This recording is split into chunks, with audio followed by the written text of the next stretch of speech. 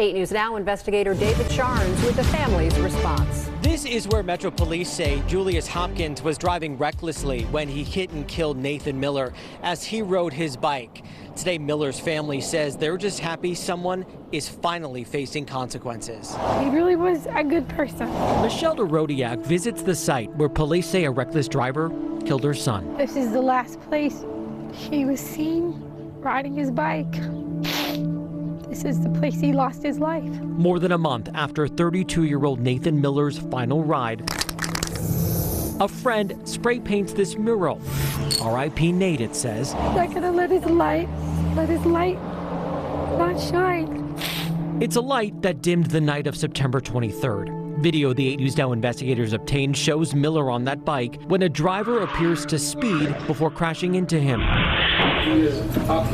In court Friday, Derodiak was face-to-face with 32-year-old Julius Hopkins, a man prosecutors say was driving almost twice the speed limit with no license, no registration, and no insurance. I want to know why he wasn't arrested that night. Nicole Manning is Miller's sister. And I just want to count. We showed her how many times police have cited or ticketed Hopkins for not having a license, registration, or insurance. 1, 2, 3, 4, 8, 9, 10, 17, 18, 19 times. It's because we don't have strict enough laws.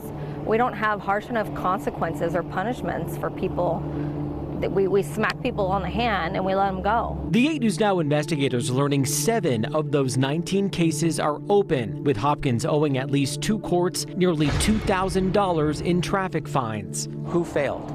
I think the justice system failed. He should have been held responsible for these many offenses. If that were the case, my brother would still be here today. As the 8 News Now investigators first reported last week, an officer deemed Hopkins at fault. The crash report says alcohol and drugs were not involved, but there's no checkbox on the form for how the officer made that determination. My brother died a few hours after he was hit right here, and why wasn't someone held accountable right then? His girlfriend brought a picture of him riding. Derodiak says she'll be at court every appearance moving forward, knowing no consequence will bring her son back. He'll get something, but it's not good enough because he can still live, breathe, and drink where my son can't.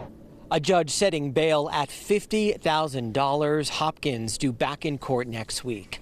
On the east side near Nellis and Tropicana, I'm David Charnes, 8 News Now. Now, next week, we expect to learn more about the crash and why there was a more than month-long delay before an arrest was made. We should also mention we offered to interview Hopkins from jail, but did not receive a response due to today's state holiday.